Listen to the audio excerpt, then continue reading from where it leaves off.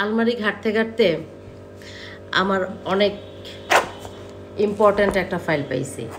যখন আমি ইন্ডাস্ট্রিতে ফার্স্ট কাজ করি, ডিজ ইন্ডাস্ট্রিতে 2010-এ, তখনকার একটা জিনিস পেয়েছি, আপনাদের সাথে এটা শেয়ার করি।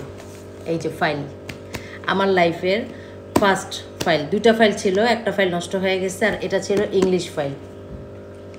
যখন সিডির জামানা ছিল তখন এই যে দেখেন, তখন আমরা কিভাবে ট্র্যাক সিলেক্ট করতাম।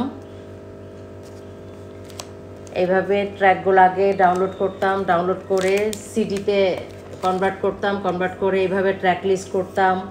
দেন ভালো যে মিক্সগুলো ওইগুলোকে এভাবে মার্ক করতাম।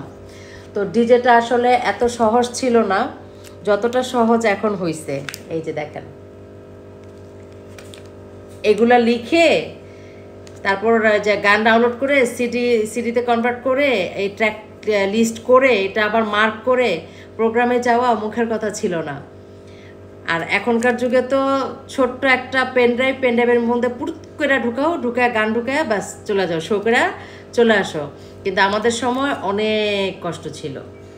তো এখন যুগের সাথে তাল মিলিয়ে চলতে যায়, আমাদেরও মানে কষ্ট কমানোর জন্য পেনড্রাইভ ইউজ করতে হয়। এই যে দেখেন দেখেন মার্ক করা, ক্যামেরাতে উল্টে আসতেছে ট্র্যাকগুলা,